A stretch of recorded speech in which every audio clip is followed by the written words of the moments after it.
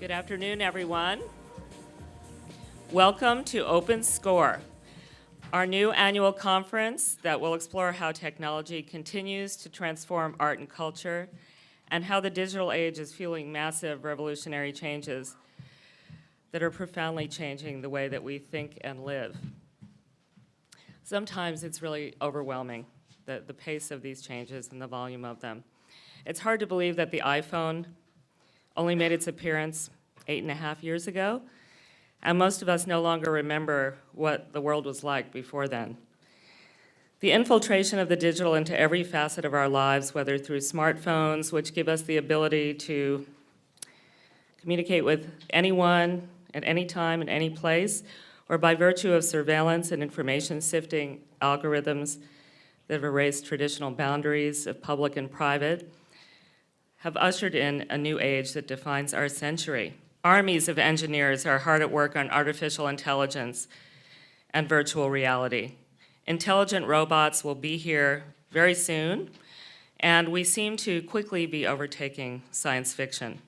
What does this mean for art and artists? How are these sweeping and accelerating changes affecting our sector? The new museum was founded to support new forms of art making and art in an expanded field.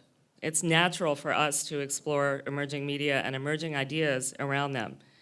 We've long been at the forefront of digital art and culture, and we're often the first to identify and present key artists and voices in this burgeoning interdisciplinary field. While primarily centered on artists, the museum's approach is notable for its inclusion of engineers, entrepreneurs, critics, designers, architects, and critics who are shaping the future of culture. Rhizome, the leading digital arts organization, became an affiliate organization in residence here at the New Museum over a decade ago. Their 7-on-7 conference has been at the forefront of pairing artists and technologists to create new works. Last year, we opened New Inc., the first museum-led incubator to support 100 creatives working at the intersection of art, technology, and design. Last week at this time, to a sold-out audience, 10 teams presented their projects. We also recently released the anthology Mass Effect, Art and the Internet in the 21st Century, co-published with MIT Press and co-edited by Lauren Cornell and Ed Halter.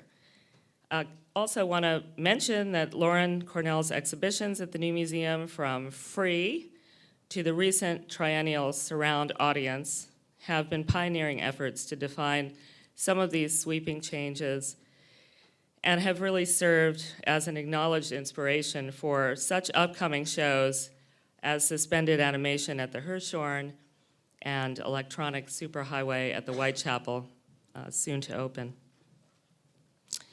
So this new annual conference, Open Score, is co-presented by the New Museum and Rhizome.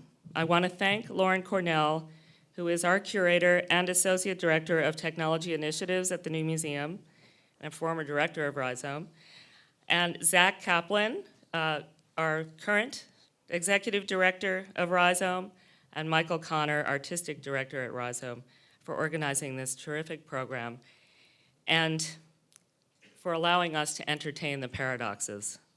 Special thanks to the Rauschenberg Foundation for supporting this inaugural conference in honor of the 50th anniversary of Experiments in Art and Technology. And thank you all for coming.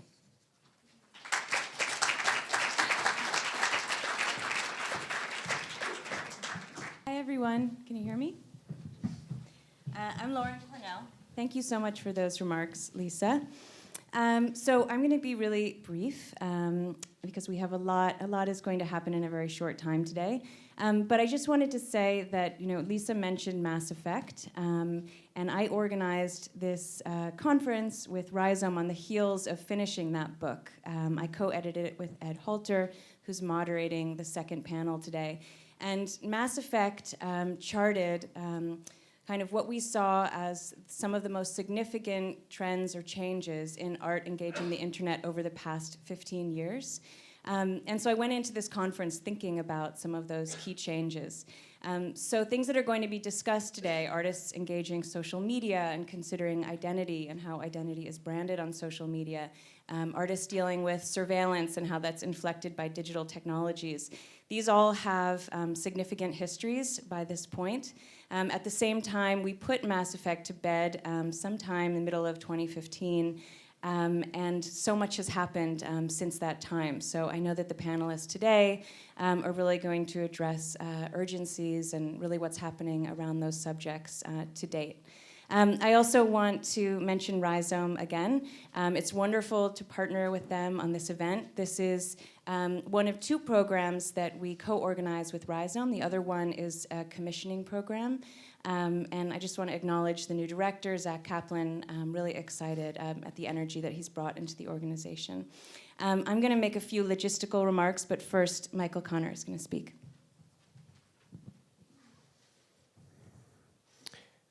Touch someone who is not touching you.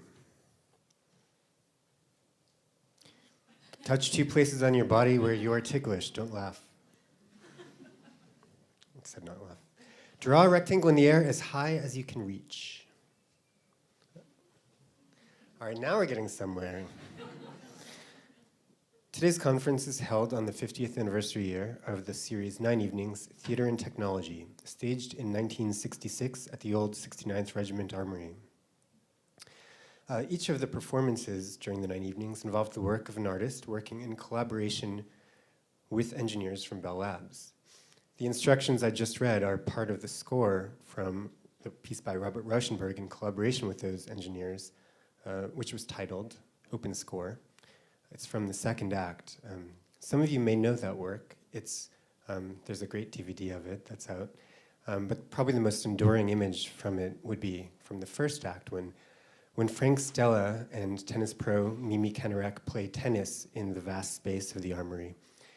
Each time they struck the ball, a contact microphone on their racket would pick up the sound and broadcast it to all the speakers. And meanwhile, each time they struck the ball, another light in the armory would go off until they were playing in complete darkness. I understand that during one of the performances, the technology behind this didn't work, and the lights switching off had to happen manually, which often is the case with art and technology collaborations. So this series 9 Evenings, which was organized by Rauschenberg and engineer Billy Kluver, led to the establishment of experiments in art and technology the following year, which is a relatively short-lived but enormously influential group that aimed to facilitate collaborations between artists and technologists. I was fortunate to see Kluver speak in 2002, or maybe 3. And at that point in time, I was fairly young and I didn't entirely know what I was seeing, but I did have the impression that he felt that his work with experiments in art and technology had been something of a failure, or it didn't quite achieve what he had hoped that it might, and achieve a kind of sustained collaboration over time between artists and technologists. Since that time, I've come to think that often the most important projects in this world are the ones that are left unfinished for others to take up. And I think that experiments in art and technology was such a project. It was gloriously not a failure, but just unfinished. And so it's a tremendous privilege to be standing here in this conference, which is titled after one of the projects that was originally under the auspices of 9 Evenings, to continue one strand of that conversation, which I think we all can agree is bigger than any single project could ever hope to resolve. So not a failure, but incomplete. And I want to say a special sort of recognition to Julie Martin, who's done so much to champion the legacy and history of experiments in art and technology. She's sitting here. Hi, Julie. So we have a lot to live up to today.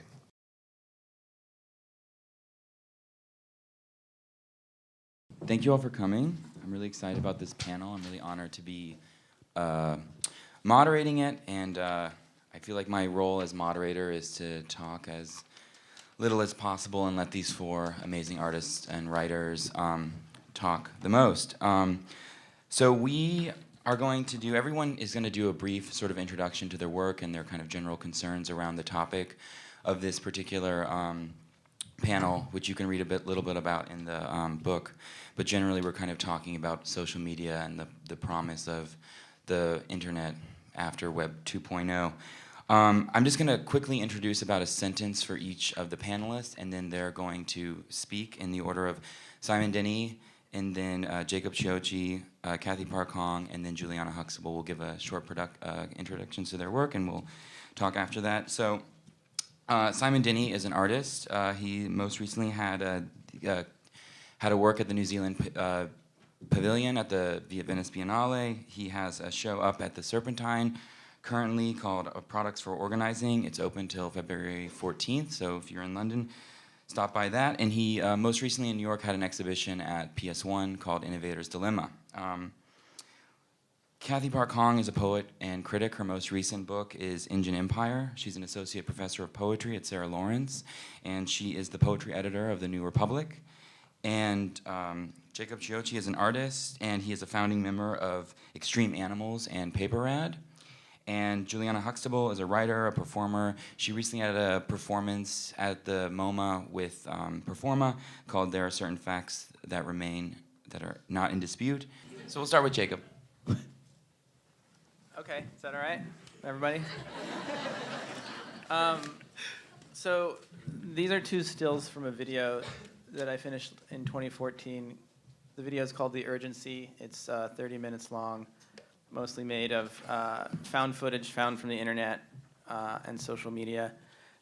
And it was made in collaboration with Extreme Animals, which is myself and David Whiteman. You can see on the right here is a quote that this is at the very beginning of the video. So it's the first thing you see. It's also on all of the packaging. This video was released as a DVD as well as an online release and a VHS tape. This is dedicated to all the people who have had their lives wrecked by computers, the internet, or social media. Okay, so that's the first quote I want to read. The second quote is by Kendall Jenner from the Kardashians. I think social media has taken over for our generation. I hate it sometimes. Like, I literally want to throw my phone so I can't look at it. It's all a made-up world if you think about it. Social media, everything. This interview, everything. It's not real. It's pretty crazy. Okay. And then the last quote I want to read is from, I believe, like maybe the first sermon by the Buddha. And it goes, and you can replace the wet rope that he's talking about with the word social media. So, it easily happens that a man, when taking a bath, steps upon a wet rope and imagines that it is a snake. Horror will overcome him, and he will shake from fear, anticipating in his thought all the agonies caused by the serpent's venomous bite. What a relief does this man experience when he sees that the rope is no snake. The cause of his fright lies in his error, his ignorance, his illusion. If the true nature of the rope is recognized, his tranquility of mind will come back to him. He will feel relieved. He will be joyful and happy. This is the state of mind of one who has recognized that there is no self, that the cause of all his troubles, cares, and vanities is a mirage, a shadow, a dream. So I think that what I've kind of been trying to research with my art and my thinking is this sort of thing that I guess I would describe as a combination of self-love and self-hate that happens when we use social media and before social media. I think it's something that has been going on in societies from the beginning of time. I think that now this is just kind of a newer version of that, and maybe not even that different of a version that we're trying to grapple with right now. And I also tend to kind of expand the definition of technology to sort of, I think of technology as anything that organizes or takes apart reality. So for me, technology isn't just a cell phone or a smartphone, but it's thoughts that happen in your mind or ways of behaving, normative ways of behaving. So, that's the kind of stuff I've been thinking about that is in this video, is also hopefully in some of these quotes that I just read. That's it for me. Thank you, Jacob. Simon? Yeah. Oh, here's my slide. Wonderful. So I'm just going to describe how helpful and rich I've found LinkedIn and Behance as social media things. This is a slide summary of the centerpiece of my artwork that I made for the New Zealand Pavilion at Venice this year. It's a redrawn self-portrait of David Secord, who is an amazing artist that I came across through these platforms while looking for a way to understand the artistic context of the images that were released as part of the Snowden archive. To the right are the excerpts from his LinkedIn profile that describe his role, self-described role, at the NSA as creative director. And then also to the left is a VPN tracking program from the leaked slides called Poison Nut, which I found in a 2014 release that Der Spiegel did. When the slides were released, I was really disappointed at the public response to the kind of supposedly, as quoted often, like bad design of the slides. Because I thought actually that they were kind of sublime. And I had a kind of very positive and rich experience when I looked through those images, particularly the ones that I couldn't find anywhere else on the internet, you know, because there's kind of original images in those slides as well as kind of found images.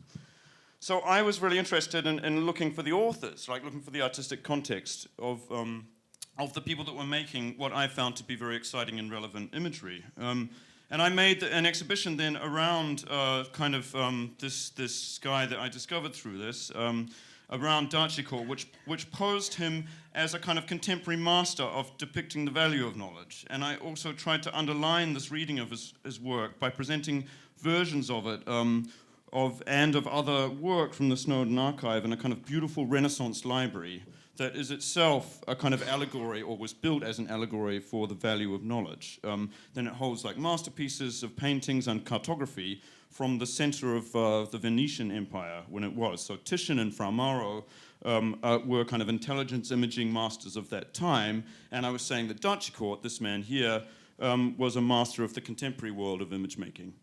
To underline some of the urgent feelings of the content of the Snowden archive, I kind of kept this man in the dark as well of his centrality that he played in my exhibition. So even when I included a new commission of his work, I didn't tell him that he was the star of the show. Then The Guardian stepped in, and the Guardian writer Charlotte Higgins came and broke the story to him, phoning him up and asking him about his work and his role in the NSA the day before the exhibition opened. His response was very, very beautiful to me, and he kind of was very happy to be featured and flattered to be involved as long as his work was attributed, and indeed it was heavily attributed. And he opened up more of an understanding about what artists do in such powerful organizations and why kind of quirky illustration is a valuable tool. He kind of basically said that complex and boring things that happen, like large technological programs for surveillance and also large management technologies, become tangible through the work of authors and illustrators like him. He also admitted in the fact to authoring this Poison Nut logo. So this, to my knowledge, was the first time that we had a real attribution of some of the material, and an author saying, yes, I made those images in the slides, which was great for me because as a New Zealander, we're involved in that surveillance program, and our Prime Minister at that stage was still saying that they were complete fiction. So it was an example of how, to me, aesthetic research through great resources like this can lead to important things like attribution. Yeah. Great. Thanks, Simon. Cathy? Hi. I think, actually, rather than talk about my own work, I'm going to talk about poetry in general and its relationship to the internet now. It's actually difficult to determine how the internet has changed poetry. If we're talking about the first person, I will say that poetry has always been invested in the first person. Poets have been oversharing way before the internet. But I think what has changed, of course, is that there are now new forms in which to overshare. Poets can now overshare on Tumblr and not wait for years to get published through the ridiculous pyramid scheme that are called book contests. And now, because of sites like Tumblr, poets don't have to publish books. Without publishing a single book, poets can accrue huge followers through their Tumblr poetry. The closest analogy of this would be, oh, that's better. The closest analogy of this to art would be how artists use Instagram to distribute their work. I have a friend, for instance, who actually acquired a gallerist from posting his paintings online. This follows a classic model of technology democratizing a creative field. But now what we must also acknowledge, however, is how technology, user-generated platforms like Tumblr, also molds the shape and language of poetry. If someone were to have asked me years ago how the internet would affect and change poetic language, I would have said that language would have gotten weirder, that it would have gotten more polyphonic, closer hewing to music nowadays like MIA, borrowing indiscriminately, mashing up language from different sources. Basically, poetic language would have gotten more difficult. But actually, the kind of poetry that's popular online has become more flattened, more transparent. The confessional content has become more emojified. Following Silicon Valley's ethos, poetic language has become more efficient.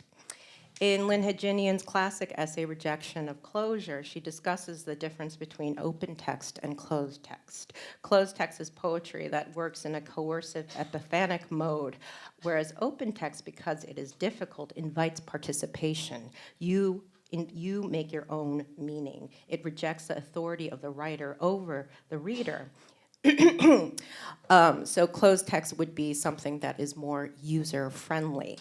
Now, a classic example of open text would actually be Gertrude Stein's Tender Buttons. But if Gertrude Stein's Tender Buttons was published today on the internet, Stein would actually have very few Tumblr followers. Now, at this point, I'm sounding very cynical about poetry that's published online, but I'm also kind of hopeful.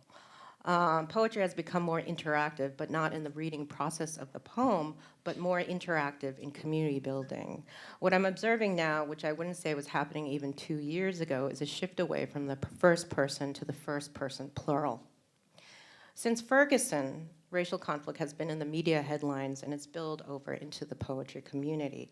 What's been galvanizing has been the surge of activism in poetry, which has been facilitated and even made possible by social media. Poets are protesting the racist practices of law enforcement like other Americans, but this has also spilled into questioning racist institutional practices in literature, and much of it is happening online. Flame wars, endless threads debating institutional racism, calling established writers out, sharing viral think pieces that are screeds against Vanessa Place or an editor's racist reply to a tweet, or creating hashtags like hashtag actual Asian poet, kind of unfortunate hashtag, but anyway. This has overtaken the selfie. In poetry, Twitter as a marketing tool has become instead a tool for social commentary. I would also argue that poetry, more than any other discipline, more than visual arts or fiction, is probably more invested in the present racial crisis because it is small, because poetry has no stake in the market, and is therefore open to alternative economies of engagement. Poetry, in other words, has nothing to lose. Whether this may rehabilitate institutions remains to be seen. A cynic may say that social commentary on race is just another form of social capital that poets use for visibility, that corporate industries use for clickbait. Others consider the racial unrest in poetry as a toxic distraction from the actual poem itself. What's actually happening online, though, is what's part of poetry. The Facebook thread is another form of the manifesto. And what we're seeing, at least with the help of social media, is that a demographic which has been ignored is refusing to be ignored and is speaking up and calling out. Thank you, Cathy. Thank you, Cathy. Juliana? I think that this panel is kind of interesting because the premise of the panel, in a lot of ways, at least in terms of like, you know, branding or trying to sort of like express your work without being trapped by the necessity of sort of promoting yourself in social media and things like that, or maybe a feeling of like violation in terms of what the internet represents in relationship to your work. But I think it's kind of, it's kind of difficult me to talk about it because I feel like I'm still in that crisis right now in a lot of ways. I was a technology and internet baby. My mom worked in IT, and so growing up, I was like, I had like, a computer when I was like 3 years old. I already knew how to like fully engage the internet and what it represented. And I think for a long time, it represented on one hand a sort of escapism in a lot of ways. And before it was necessarily as widely distributed as it was, it operated on a certain set of implicit antagonisms, whether it was young people, so identifying with the internet and MySpace as something that was an expression of youth in opposition to my mother, who sort of sees it as an IT person. She goes to Oracle Open World conferences, but fundamentally has no understanding of what social media means. And so I sort of, as I grew up, you transition from MySpace, then you have LiveJournal, you have Zynga, and you sort of just advance with these things. And it feels, you trust it implicitly because it's just a sort of like part of the trappings of how you exist and sort of advance in the world. And I think that the first time that really started to change for me was when my work, which largely existed initially on spaces like Tumblr, like I have always had a sort of necessary relationship with social media, especially as a way of building communities that I cannot find or access in my immediate life. And so, LiveJournal was that for me when I was in school and was sort of like picked on and felt isolated from the other kids around me, yada, yada, yada. But I think what's interesting right now is that there's a sort of like crisis because I feel like and being so self-aware and having such a sort of gaze on me and my work through social media have become aware of a lot of the sort of violations that have been happening all along the way that I haven't been aware of. And so on a very basic sort of like an anecdotal example would be realizing that if you click one step backwards on your Facebook profile, all of the embarrassing pictures from when you were in high school and totally were unaware of how to like posture yourself are sitting there. And sort of this feeling of like, oh my God, I didn't even realize that as it's become more and more democratized in some ways, but also just like popular, you lose a lot and you feel exposed. I feel a lot of times I felt a sense of loss. Like I went back recently, and this was sort of the starting point for the performance that I just finished, was really feeling like there was wanting to go back and find like all of the online communities that I sought out when I was in high school that were centered around sort of like alternate sort of scholarship around Black history. So not being able to access that in my school, and sort of the most beautiful, I think, idea or example of the democracy of the internet literally being like alternate schools, libraries, sources of knowledge, classes. And at a certain point, I realized that none of that was there and there was no archive of that. And so a loss of that and trying to recuperate that, and where does that knowledge go, and the sort of illusion that I was given that, we have text and the internet is this sort of democratic space, also then becomes a question of archiving and the ephemerality of that space. And so it's really difficult for me right now because I'm dealing with, these questions of like loss, mourning, exposure, a loss of privacy, while operating at the time that social media is the most necessary. It's so necessary and it's so omnipresent that it becomes really difficult to express or deal with those questions through social media itself. And so I guess the way that I've been dealing with that crisis up to this point is to make work that doesn't necessarily engage or Instagram or like social media so literally, because my relationship to it is kind of like really kind of caustic and sort of like unresolved right now. And so that's where I've been making work from, and performance has felt really good because it's a lot of immediacy. Like writing has felt like a way of dealing with it because I don't really know how I feel about the parameters of social media itself enough to really use that as a form. So I guess that's a sort of crisis that I'm dealing with, and I guess in some ways that relates to the premise of the panel. Thank you. So just based on sort of these opening statements, one thing that I'm kind of thinking about with all of you in your work is this: we seem to have this dilemma of the self we bring to social media and then the self that kind of comes out in many ways. And we kind of circling around this idea of how the language and design of the web shapes us. And I've been thinking a lot about this Jessie Darling quote from an essay that's in Mass Effect. I'm just going to read that, and maybe you all can respond to this, but I think it relates to everything we're talking about. And she has this notion of junk space, which you can find elsewhere, but she says that they say that social media is to the read-write web what sprawl is to the metropolis of modernity. A homogeneous, cancerous, rhizomatic junk space that extends exponentially outward on a sludgy wave of strip malls and sponsored links, greed and induced demand. And they later conclude, it took about 350 years, but finally in virtuality, cogito ergo sum has come to mean something very concrete and actual. Now is a place, a coordinate, I am where I am not, and I think, type, write, and right-click, therefore I am. So I was wondering if we could maybe talk about that a little more. And I mean, I think this was something that you were kind of thinking about in many ways, Simon, with sort of this notion of design and how design sort of shapes the web. And that's the kind of one element we have very little control over. Yeah, I mean, my response to that would be, I like urban sprawl. So I'm a fan of the way that has all played out, and I like the messiness of it, and I think it's beautiful. So yeah, maybe that would be my response, but I'm sure there's other people here who have things to say on that, potentially. I mean, what I was going to say is actually, I think, kind of based off of one thing you said, which is like the feeling of loss that happens when all of a sudden a website that you had a huge emotional connection to is gone. And so to call it junk is sort of like, it is, the thing I think is so interesting maybe about the internet is that it's simultaneously junk and also very important. And I think it's important to, as you said, like begin to figure out how to archive these spaces that were simultaneously meaningless and meaningful.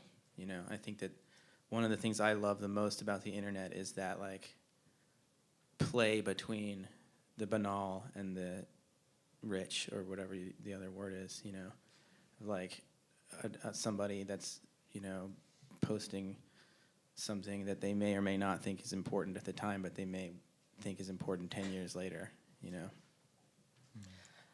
know. I think that's an interesting part. I would like to say that the difference, though, between what's happening online and sort of the city as an urban sprawl is that when you think about the city, a building gets torn down and a new building gets built up. You know, things disappear. Things don't disappear on the internet. You know, and so it's interesting that you're talking about sort of the lost archive. I mean, there's definitely this mourning or this loss, but at the same time, we're also in this crisis where there's this hypertrophy of memory, where actually everything is archived. We're just what trails us is like our whole life on social media. And it's us, I mean, I can't talk about it from an artistic point of view, but from like a literary point of view, I mean, one sort of function of writing is being witness, being a witness, right? Or recording memory, or, using writing as a means to remember something. And it's like, what does that make? What is literature then if nothing is forgotten, And in certain ways we, especially now, I think there's also this kind of desire to forget as much as there is a desire to remember.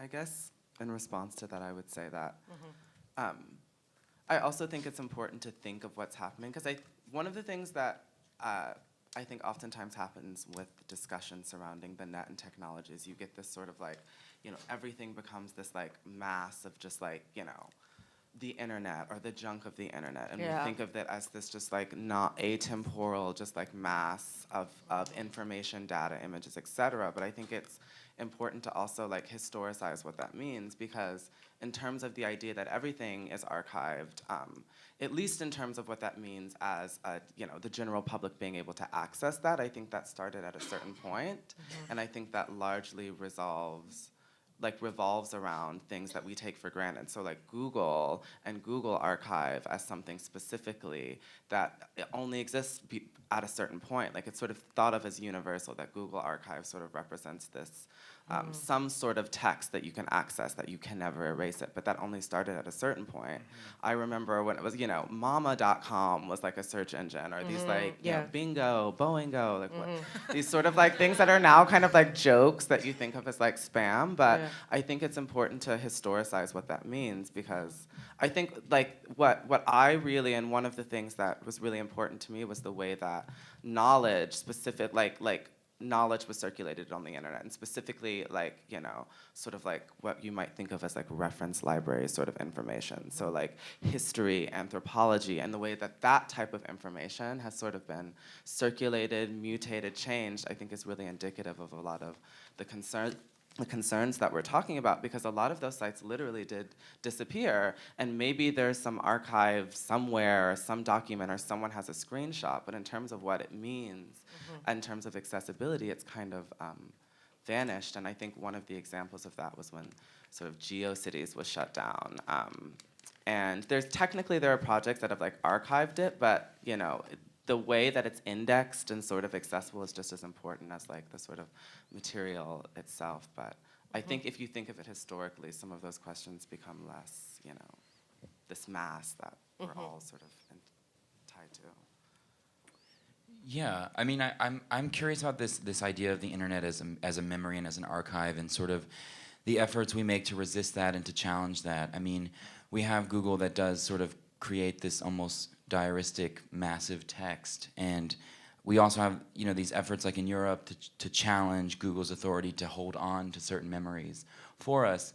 And I'm kind of curious about your guys' feelings and thoughts, sort of regarding the dangers and the pitfalls of the internet as a kind of archive and as a kind of repository, and sort of how, if at all, is art sort of like prepared or unique in its ability to kind of challenge those notions. I mean, a lot of us, Jacob, one thing we kind of had a back and forth before about sort of this idea of wreckage and whether or not these predefined spaces sort of, that you can actually do anything with them in the end. And you had sort of mentioned that the real place to look right now online for stuff would be like the dark web and things like this stuff that kind of strives to escape the memory space of it.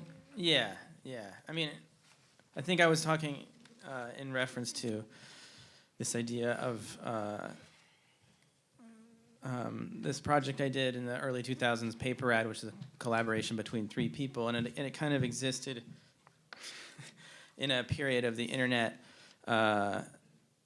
pre-social media for the most part. And I think it was really, in my experience, a much easier time to be anonymous and to exist within various cultural spaces without being kind of pinned down.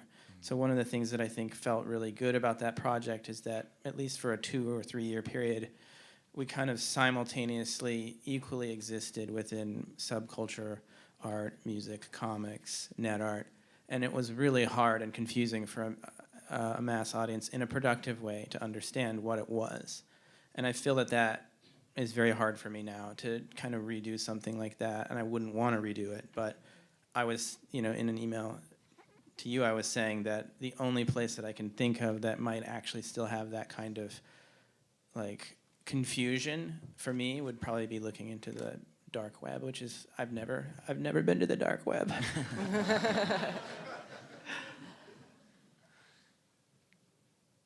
Cathy, did you have a response? No, not really. I mean, I guess what I'm struggling to do is, for me, it's like, we could talk on and on about how the internet is a big wasteland, of image flow. It's just this maze or hall of JPEGs and so forth. But I guess what I'm struggling to do, and I think maybe some other writers are trying to do, is how to find how to recuperate community through the internet. Part of it, I believe, rather than acknowledging that it's soul destroying, yes, we all agree it's soul destroying, but I don't also agree with that. I think actually, I think there is actual communities that can be built from that. And also, one method I've been noticing that I've been interested in is kind of a backlash, or taking yourself away from the internet. I've noticed that with a lot more writers, at least myself included, that they've been more interested in sort of actual performances or like a return to the body, whatever that means. And I don't know. I mean, we are in it, so it's hard to kind of step back and actually see how it's going to be historicized, and how we're going to sort of find some sort of power before it overpowers us. Yeah.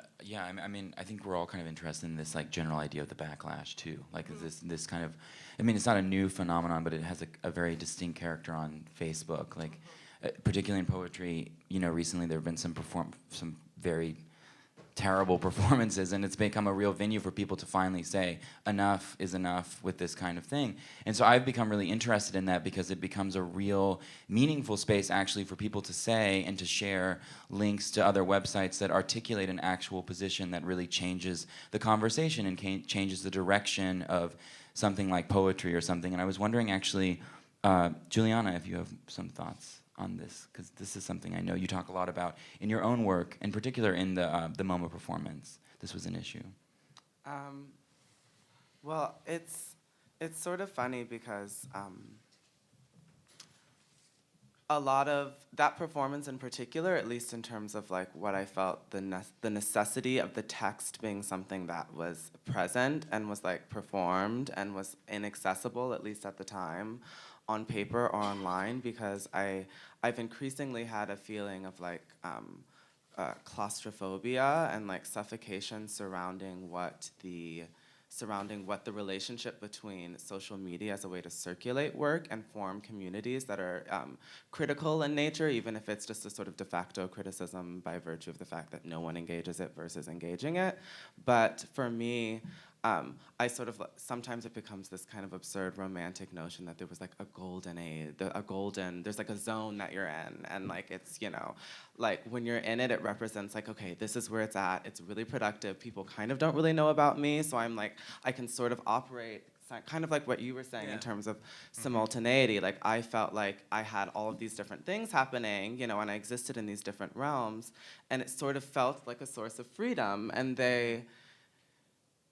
Facebook was almost at that point kind of like a residual sort of concern, but increasingly, regardless of whether or not I choose to actively engage, distribute, circulate my work online, it exists beyond me, and sort of the idea of like a Wikipedia article where someone sort of butchers your personal history and posts these things that you're like, oh my God, I like hate the way that this is like represented, but there's almost this responsibility that you can't escape, and so for me, I think, similarly maybe to what you were saying, like creating these spaces that exist outside of that and that aren't necessarily documented, but nonetheless might be dealing with questions pertinent to it has been like productive for me to sort of sidestep that. Right. We really only have time for one more question, but I actually want to return to you, Simon, because so much of your work is about sort of the sort of like corporate or public entities that sort of shape the internet and sort of design the internet for us and essentially establish the rules by which any kind of event on social media happens. But you despite sort of your investigation into the NSA and all of that and sort of exploring the ways that they shape information flow, we were talking earlier this morning over coffee, and you were saying how like positive you remain, which I think is really great. And we've been sort of circling around this idea of social media and its potential for community and also the drawbacks, but I was wondering if you could sort of speak generally about your positivity. Definitely. No, I mean, I just find, I think these worlds change so quickly and people in power change so quickly, maybe. I just find branding stories, if we're going to talk about like powerful brands and the way that they imagine what's possible in the internet, to be very inspiring. And so, I don't know. I'm always I desperately read and follow tech blogs and tech communities and new companies because I find it kind of a never-ending source of new excitement and new ways to understand the world, because business models are constantly being created which reframe the way that we can engage with these things. And so I just find it like a constantly renewing space, and it changes in different directions, and different things are possible. Maybe anonymity is less possible, for example. Cross-platform things become less possible, but because of like over-identification and like the fact that you can be so clearly defined then brings a new business model. I just think these spaces are just quick at accelerating the ways to understand how we can engage and how that platform can change. But Yeah, and I do think that's true. I think that, like, Silicon Valley probably already has picked up on this need for anonymity. definitely, I mean, Snapchat being a weird example of that sort of didn't work, but kind of did, right? Right. Isn't it the biggest one now? Yeah, but it's weird because it started off as this anonymity thing, and now it's kind of like a content creator. Like, it's kind of like MTV now, which is kind of a weird pivot. But that's interesting. I tend to see businesses as a historicizing engine, and something, because business is such a kind of clear responder to what's needed and a market. Then these entrepreneurs become, for me, like cultural leaders and artists. And the way that Snapchat changed from responding to anonymity to responding to needing to be a new type of platform, that to me said something about understanding what's important online. Right. Yeah.